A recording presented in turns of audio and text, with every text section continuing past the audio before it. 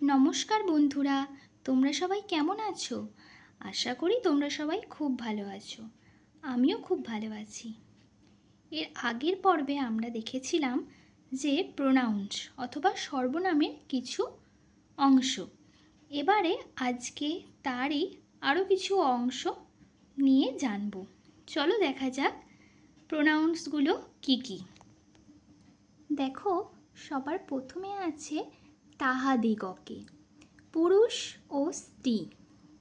এই তাহাদিগকের ইংরাজি দেম, পুরুষ অর্থে ও স্ত্রী অর্থে বোঝায়। তারপরে কি আছে তোকে, দি, THEE, দি, দি মানে তোকে। তারপরে দেখো কি আছে দিশ, মানে এই। এবার দেখো উহা বা ওই বোঝাতে কি ব্যবহার করা হয় দ্যাট, দ্যাট মানে উহা বা ওই। তারপরে দেখো এইগুলি, THEAC, দিজ, দিজ মানে এইগুলি। তারপরে দেখো ওইগুলি বা উহারা, এর ইংরাজি কি THOAC, দোজ, দোজ মানে ওইগুলো বা উহারা। তারপরে দেখো ইহা, ইহা এই শব্দের ইংরাজি কি ইট, IT, ইট। তারপরে কি আছে দেখো ইহাকে, ইহাকে ইংরাজি কি ইট।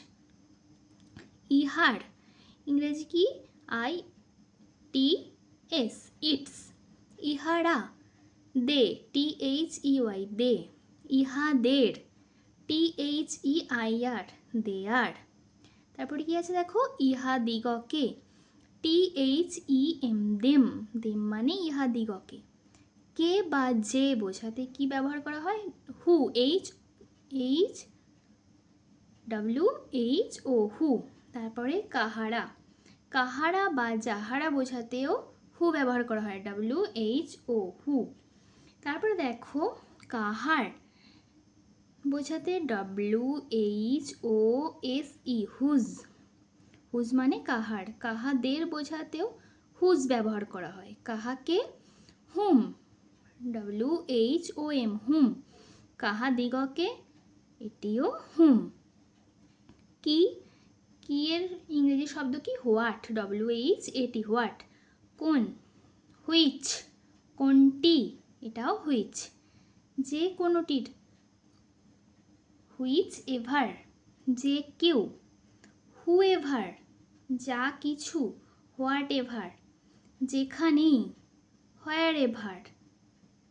ঠিক আছে, তাহলে যেখানেই ইংরেজিটি, যেখানেই এর ইংরেজিটি কি হলো হোয়ার এভার। তাহলে বন্ধুরা আমরা এগুলো কি জানলাম, এগুলো সব এক একটি সর্বনাম বা প্রোনাউন্স। তাহলে তোমরা সবাই জানতে পারলে কি এগুলি এক একটি সর্বনাম বা প্রোনাউন্স। চলো আজ এ পর্যন্তই। পরের ভিডিওতে আমরা অন্য সম্বন্ধে জানতে পারবো। তোমরা সবাই খুব ভালো থেকো। দেখা হচ্ছে পরের ভিডিওতে।